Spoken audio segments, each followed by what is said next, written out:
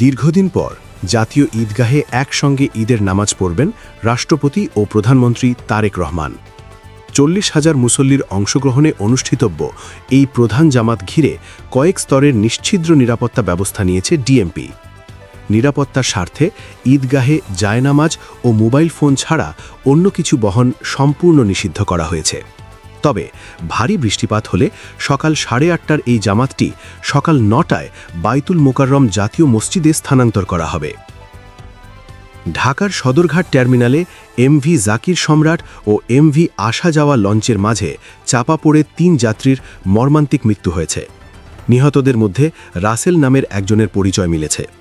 বুড়িগঙ্গায় পড়ে গিয়ে নারীসহ নিখোঁজ রয়েছেন আরও 2 জন।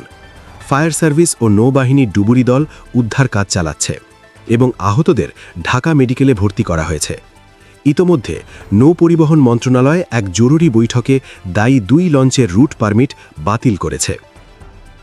ঈদে ঘরমুখী মানুষের ঢলে ঢাকা ময়মনসিংহ ও ঢাকা টাঙ্গাইল মহাসড়কে তীব্র যানজট। বৃষ্টি ও যান বিকল হওয়ায় চন্দ্রা থেকে রাভনা বাইপাস পর্যন্ত থেমে থেমে চলছে গাড়ি। এদিকে মহাখালী বাস টার্মিনালে বাসের তীব্র সংকটে চরম ভোগান্তিতে যাত্রীরা। দীর্ঘ লাইনে অপেক্ষার পরও মিলছে না টিকিট। এই সুযোগে টার্মিনালে বহিরাগত বাস প্রবেশ করে 400 টাকার ভাড়া 600 থেকে 800 টাকা পর্যন্ত আদায় করছে। শিডিউল বিপর্যয়ে চরম অনিশ্চয়তায় পড়েছেন সাধারণ যাত্রীরা। গাবতলী বাস টার্মিনালে বাসের মারাত্মক শিডিউল বিপর্যয়ে চরম দুর্ভোগে পড়েছেন ঘরমুখী মানুষ। মহাসড়কে তীব্র যানজটের কারণে বাসগুলো 5 থেকে 6 ঘন্টা দেরিতে পৌঁছাচ্ছে। দীর্ঘ অপেক্ষার কারণে বাধ্য হয়ে অনেক যাত্রীকে কাউন্টারেই ইফতার সারতে হয়েছে। যাত্রীদের অভিযোগ, কিছু ক্ষেত্রে বাড়তি ভাড়া আদায় করা হচ্ছে। তবে অন্যান্য দিনের তুলনায় আজ গাবতলীতে যাত্রীর চাপ তুলনামূলক কম।